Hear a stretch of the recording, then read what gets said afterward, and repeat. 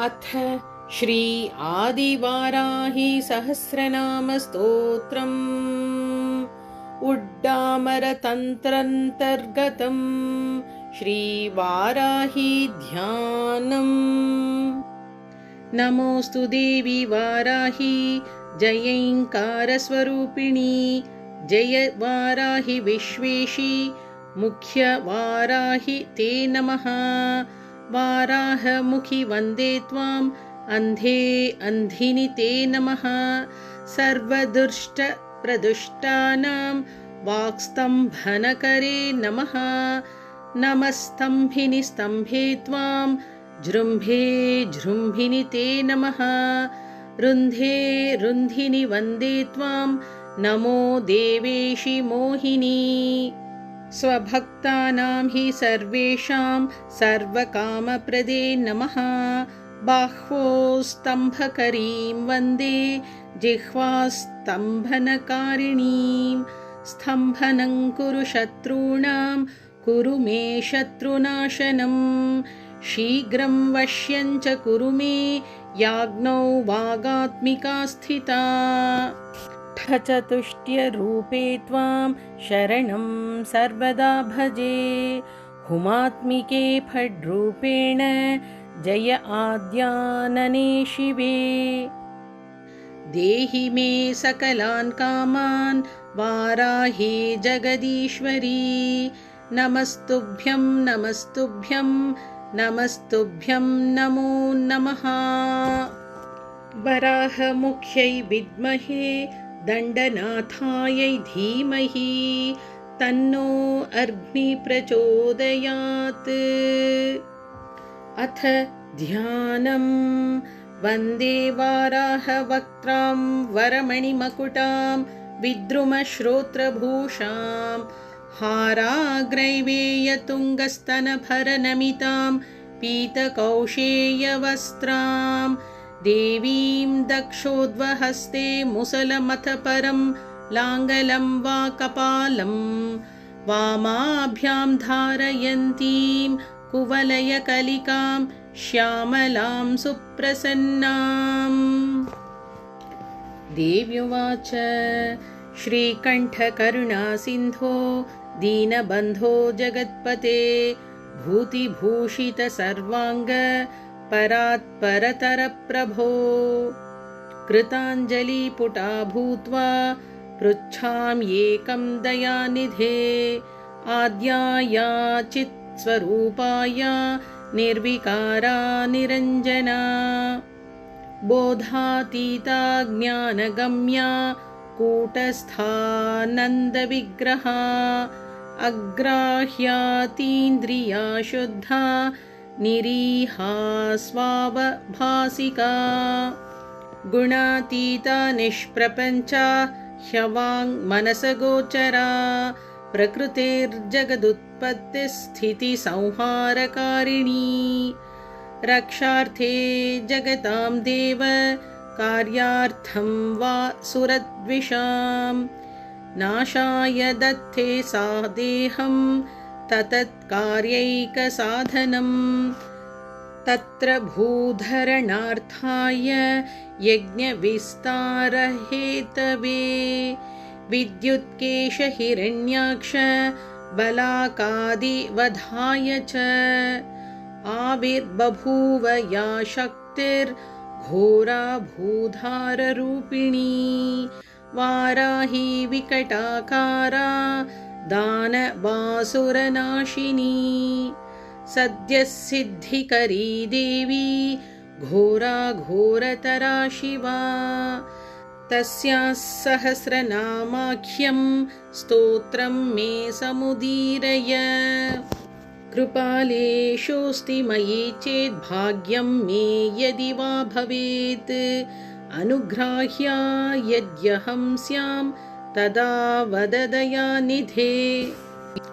ईश्वर उवाच साधु साधु वरारोहे धन्या बहुमतासि मे। तव शुश्रूषादि समुत्पन्ना भक्तिश्रद्धा समन्विता। सहस्रनाम वाराह्यास् सर्वसिद्धिविधायि च तव चेन्न प्रवक्ष्यामि प्रिये कस्य वदाम्यहम् किन्तु गोप्यं प्रयत्नेन संरक्ष्यं प्रणतोऽपि च विशेषतः कलियुगे न देयं यस्य कस्यचित् सर्वेऽन्यथा सिद्धिभाजो भविष्यन्ति वरानने। ॐ अस्य श्रीवाराही सहस्रनामस्तोत्रस्य महादेव ऋषिः अनुष्टुप् छन्दः वाराही देवता ऐं बीजं क्रों शक्तिः हुं कीलकं मम सर्वार्थसिद्ध्यर्थे जपे विनियोगः। ॐ वाराही वामनी वामा बगला वासवी वसुः वैदेही विरसूर्बाला वरदा विष्णुवल्लभा वन्दिता वसुधा वश्या व्यक्तास्या वञ्चिनी बला वसुन्धरा वीतिहोत्रा वीतरागा विहायसी।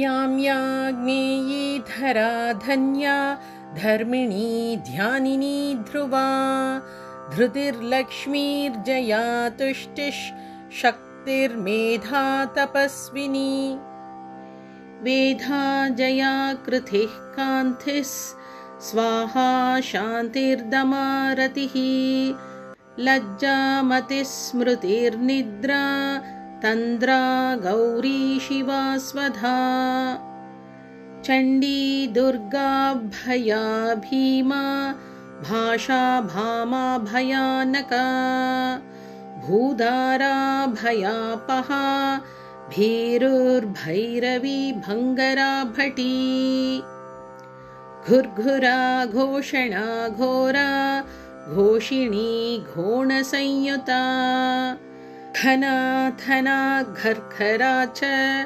घोणयुक्ता घनाशिनी पूर्वाग्नेयी पातु यां या वायव्युत्तरवारुणी ऐशान्यूर्ध्वाधस्थिता च पृष्ठा दक्षाग्रवामगा हृन्नाभिभ्रमरन्ध्रार्क स्वर्गपातालभूमिगा ऐं श्रीः ह्रीः क्लीं तीर्थगतिः प्रीतिर्दीर्घीः कलाव्यया ऋग्यजुस्सामरूपा च परा यात्रिण्युदुम्बरा गदासी शक्तिचापेषु शूलचक्रकृष्टिधारिणी जरती युवती बाला चतुरङ्गबलोत्कटा सत्याक्षरा चाधिभेत्री धात्री पात्री परा पटुः क्षेत्रज्ञा कम्पिनी ज्येष्ठा दूरदर्शा धुरन्धरा मालिनी मानिनी माता माननीया मनस्विनी महोत्कटा मन्युकरी मनुरूपा मनोजवा मेदस्विनी मध्यरता मधुपा मङ्गलामरा माया माता मयहरी मृडाणी महिलामृतिः महादेवी मोहहरी मञ्जुर्मृत्युञ्जयामला मांसला मानवामूला महारात्री महालसा मृगाङ्का मीनकारी स्यान् महिषग्नी मदन्तिका मूर्च्छा मोहमृषा मोघा मदमृत्युमलापहा सिंहर्क्ष महिषव्याघ्र मृगक्रोडाननाधुनी धरिणी धारिणी धेनुर्धरित्री धावनी धवा धर्मध्वना ध्यानपरा धनधान्यधरा प्रदा पापदोषरिपुव्याधि नाशिनी सिद्धिदायिनी कलाकाष्ठात्र पापाक्षा हस्तृटिश्वासरूपिणी समृद्धा सुभुजा रौद्री राधा राकारमारणिः रामारतिः प्रिया रुष्टा रक्षिणी रविमध्यगा रजनी रमणीरेवा रङ्किणी रञ्जिनी रमा रोषारोषवती रूक्षा करिराज्यप्रदारता रूक्षा रूपवती रास्या रुद्राणी रणपण्डिता गङ्गा च यमुना चैव सरस्वती स्वसूर्मधुः गण्डकी तुङ्गभद्रा च कावेरी कौशिकी पटुः कट्वो रगवती चारा सहस्राक्षा प्रतर्दना सर्वज्ञा शाङ्करी शास्त्री जटाधारिण्ययोरदा यावनी सौरभी कुब्जा वक्रतुण्डा वधोद्यता चन्द्रापीडा वेदवेद्या शङ्किनी नीलहोहिता ध्यानातीता परिच्छेद्या मृत्युरूपा त्रिवर्गदा अरूपा बहुरूपा च नानारूपा नतानना वृषा कपिर्वृषारूढा वृषेशी वृषवाहना वृषप्रिया वृषावर्ता वृषपर्वा वृषाकृतिः कोदण्डिनी नागचूडा चक्षुष्या परमार्थिका दुर्वासा दुर्ग्रहा देवी सुरावासा दुरारिहा दुर्गा राधा दुर्गहन्त्री दुराराध्या दवीयसी दुरावासा दुःप्रहस्ता दुःप्रकम्पा दुरूहिणी सुवेणी श्रमणी श्यामा मृगव्याधार्कतापिनी दुर्गा तार्क्षी पाशुपती कौणपी कुणपाशना कपर्दिनी कामकामा कमनीया कलोज्ज्वला कासावहृत्कारकानी कम्बुकण्ठीकृतागमा कर्कशा कारणा कान्ता कल्पा कल्पा कटङ्कटा श्मशाननिलया बिह्नी गजारूढा गजापहा तत्प्रिया तत्पराराया स्वर्भानुः कालवञ्जिनी शाखा विशाखा गोशाखा सुशाखा शेषशाखिनी व्यङ्गा शुभाङ्गा वामाङ्गा नीलाङ्गा नङ्गरूपिणी साङ्गोपाङ्गा च शारङ्गा शुभाङ्गा रङ्गरूपिणी भद्रा सुभद्रा भद्राक्षी सिंहिका विनतादितिः हृद्या वद्या सुपद्या च गद्यपद्यप्रिया प्रसूः चर्चिका भोगवत्यम्बा सारसी शबरी नटी योगिनी पुष्कलानन्ता परा साङ्ख्या शची सती निम्नगा निम्ननाभिश्च सहिष्णुर्जागृती लिपिः दमयन्ती दमी दण्डोद्दण्डिनी दारदायिका दीपिनी धाविनी धात्री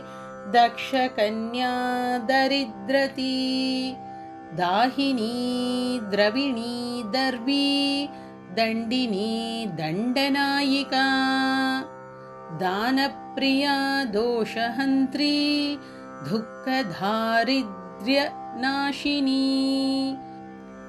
दोषदा दोषकृद्दोग्ध्री दोहदा देविकादना दर्वीकरी दुर्वलिता दुर्युगा द्वयवादिनी चराचरानन्तवृष्टिर् उन्मत्ता कमलालसा तारिणी तारकान्तारा परात्मा कुब्जलोचना इन्दुर्हिरण्यकवचा व्यवस्था व्यवसायिका ईशनन्दा नदी नागी यक्षिणी सर्पिणी वरी सुधासुरा विश्वसहा सुवर्णाङ्गदधारिणी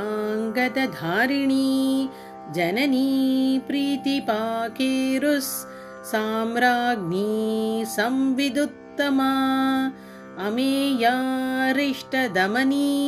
पिङ्गला लिङ्गधारिणी चामुण्डा प्लाविनी हाला बृहज्योतिरुक्रमा सुप्रतीका च सुग्रीवा हव्यवाहा प्रलापिनी नभस्या माधवी ज्येष्ठा शिशिरा ज्वालिनी रुचिः शुक्ला शुक्रा शुचा शोका शुकी भेकी पिकी भकी पृषदश्वानभो योनी सुप्रतीकाभिभावरी गर्विता गुर्विणी गण्या गुरुर्गुरुतरी गया गन्धर्वी गणिका गुन्द्रा गारुडी गोपिकाग्रगा गणेशी कामिनी गन्त्री गोपतिर्गन्धिनी गवी गर्जिता गाननी गोना गोरक्षा गोविदाङ्गतिः घ्राथिकी घृतिकृद्घोष्ठी गर्भरूपा गुणैषिणी पारस्करी पाञ्चनधा बहुरूपा विरूपिका उहाव्यूहा दुरूहा च सम्मोहा मोहहारिणी यज्ञविग्रहिणी यज्ञा यायजूका यशस्विनी अग्निष्ठोमोति अग्निष्टोमो वाजपेयश्च षोडशी पुण्डरीकोऽश्वमेधश्च राजसूयश्च नाभसः स्विष्टकृद्बहुसौवर्णो गोसवश्च महाव्रतः विश्वजिद्ब्रह्मयज्ञश्च प्राजापत्यशिलायवः अश्वक्रान्तो रथक्रान्तो विष्णुक्रान्तो विभावसुः सूर्यक्रान्तो गजक्रान्तो बलिभिन्नागयज्ञकः सावित्री चार्धसावित्री सर्वतो भद्रवारुणः आदित्यामय गोदोह गवामयमृगामयाः सर्पमयः कालपिञ्जः कौण्डिन्योपनकाहलः अग्निविद्वादशाहस्वोपांशुः सोमदोहनः अश्वप्रतिग्रहो बर्हि रथोऽभ्युदयऋद्धिराट् सर्वस्वदक्षिणो दीक्षा सोमाख्या समिदाह्वयः खटायनश्च गोदोहस् स्वाहाकारस्तनूनपात् दण्डा पुरुषमेधश्च श्येनो वज्र इषुर्यमः अंगिरा कंगभेरुंडा चान्द्रायणपरायणा ज्योतिष्ठो महकुतो दर्शो नन्द्याख्यः पौर्णमासिकः गजप्रतिग्रहो रात्रिस् सौरभः शाङ्कलायनः सौभाग्यकृच्चकारीशो वेतलायन रामठी शोचिष्कारी नाचिकेतश् शान्तिकृत्पुष्टिकृत् तथा वैनतेयोच्चाटनौ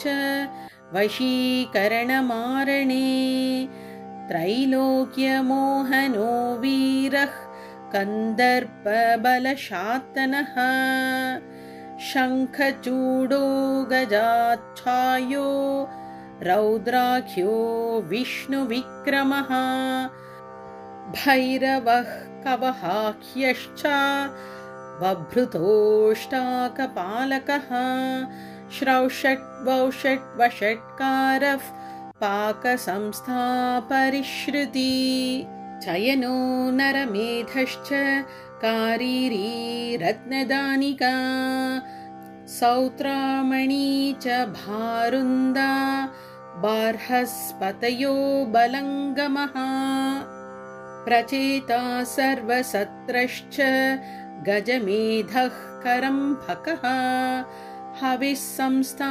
सोमसंस्था पाकसंस्था गरुत्मती सत्यसूर्यश्चमससृक् स्रुवोलूखलमेक्षणी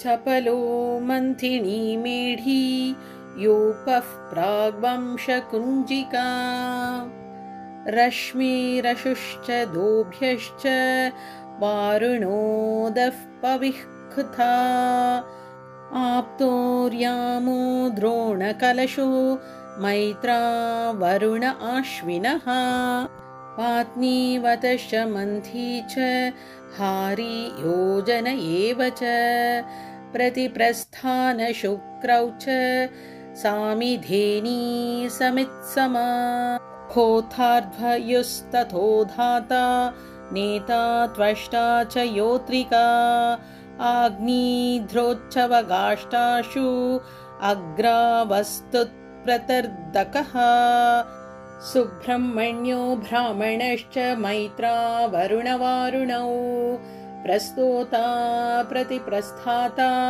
यजमान ध्रुवन्त्रिका आमीक्षामीषदाज्यं च हव्यं कव्यं चरुः पयः जुहुदुणोद्भूत् ब्रह्मा त्रयी त्रेता तरश्विनी पुरोडाशः पशुकर्षः प्रेक्षणी ब्रह्मयज्ञिनी अग्निजिह्वा दर्भरोमा ब्रह्मशीर्षा महोदरी अमृतप्राशिका नारायणी नग्नादिगम्बरा ओङ्कारिणी चतुर्वेद रूपा श्रुतिरनुल्बना अष्टादशभुजारम्भा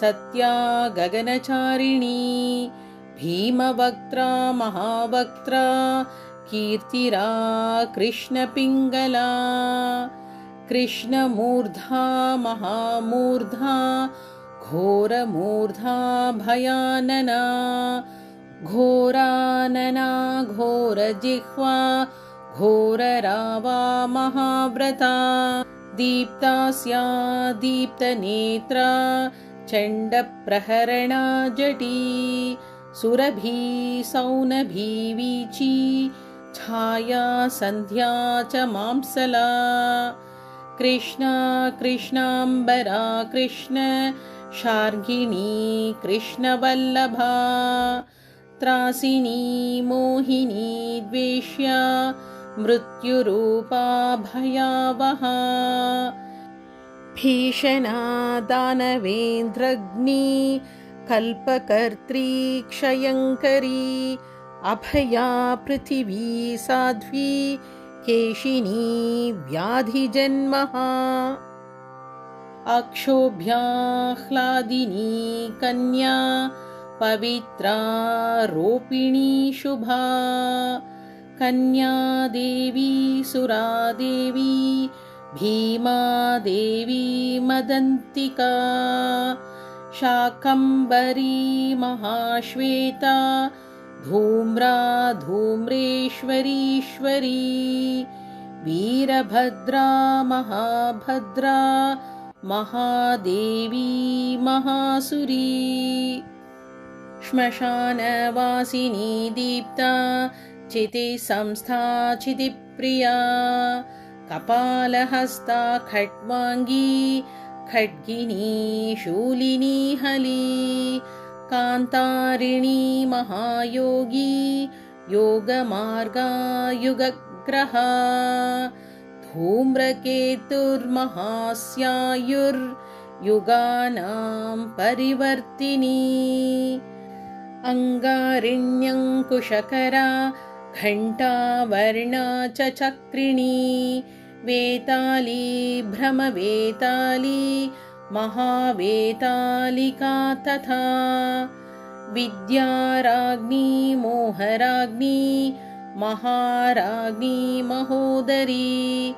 भूतं भव्यं भविष्यं च सांख्यं योगस्तथोद्यमः अध्यात्मं चादिदैवं च अधिभूतांश एव च घण्टारवा विरूपाक्षी शिखिचिच्छ्री चयप्रिया खड्गशूलगदाहस्ता महिषासुरमर्दिनी मातङ्गी मत्तमातङ्गी कौशिकी ब्रह्मवादिनी उग्रतेजा सिद्धसेना जृम्भिणी मोहिनी तथा जया च विजया चैव विनता कद्रुरेव च धात्री विधात्री विक्रान्ता ध्वस्ता मूर्छा च मूर्च्छनी दमनी दामिनी दम्या छेदिनी तापिनी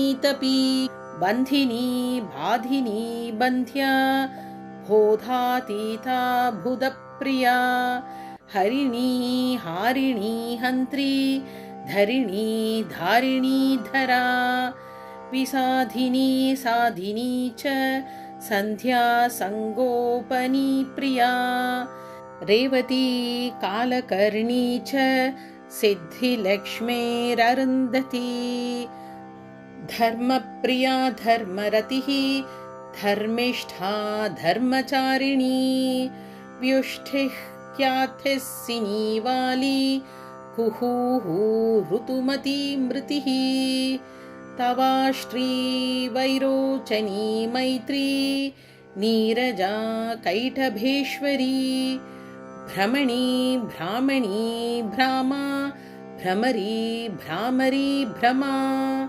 निष्कला कलहानीता कौलाकारा कलेवरा विद्युज्जिह्वा वर्षिणी च हिरण्याक्ष निपातिनी जितकामा कामृगया कोला कल्पाङ्गिनी कला प्रधानतारका तारा हितात्मा हितभेदिनी दुरक्षरा परं ब्रह्मा महाताना महाहवा वारुणी व्यरुणी वाणी वीणा वेणी विहङ्गमा मोदप्रिया मोदकिनी प्लवनी प्लाविनी प्लुतिः अजरा लोहिता लाक्षा प्रतप्ता विश्वभोजिनी मनोबुद्धिरहङ्कारः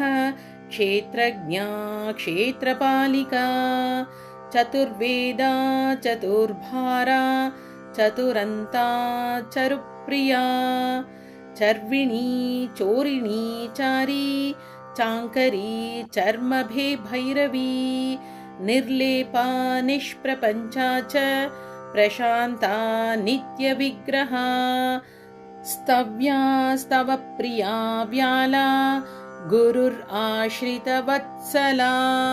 निष्कलङ्का निरालम्बा निर्द्वन्द्वा निष्परिग्रहा निर्गुणा निर्मला नित्या निरीहा निरघा नवा निरिन्द्रिया निराभासा निर्मोहा नीतिनायिका निरिन्धना निष्कला च लीलाकारा निरामया मुण्डा विरूपा विकृता पिङ्गलाक्षी गुणोत्तरा पद्मगर्भा महागर्भा विश्वगर्भा विलक्षणा परमात्मा परेशानी परापारा परन्तपा संसारसेतुः क्रूराक्षी मूर्छा मत्ता मनुप्रिया विस्मया दुर्जया दक्षा तनुहन्त्री दयालया परब्रह्मानन्दरूपा सर्वसिद्धिविधायिनी ॐ एवमुड्डामरतन्त्रान् मयोद्धृत्य प्रकाशितं गोपनीयं प्रयत्नेन नाख्येयं यस्य कस्यचित् यदीच्छसि धृतं सिद्धिम् ऐश्वर्यं चिरजीविताम् आरोग्यं नृपसम्मानं तदा नामानि कीर्तयेत् नाम्नां सहस्रं वाराह्याः मया ते समुदीरितं यः पठेत् शृणुयाद्वापि सर्वपापैः प्रमुच्यते अश्वमेधसहस्रस्य वाजपेयशतस्य च पुण्डरीकायुतस्यापि फलं पाठात् प्रजायते पठतः सर्वभावेन सर्वास्युः सिद्धयः करे जायते महदैश्वर्यं सर्वेषां दयितो भवेत् धनसारायते वह्निः अगाधोऽब्धि कणायते सिद्धयश्च तृणायन्ते विषमप्यमृतायते हारायन्ते महासर्पास् सिंहः क्रीडामृगायते दासायन्ते महीपाला जगन्मित्रायतेऽखिलम् तस्मान्नाम्नां सहस्रेण स्तुता सा जगदम्बिका प्रयच्छत्यखिलान् कामान् देहान्ते परमां गतिम् इति उड्डामरतन्त्रान्तर्गतं श्री आदिवाराही सहस्रनामस्तोत्रं सम्पूर्णम्।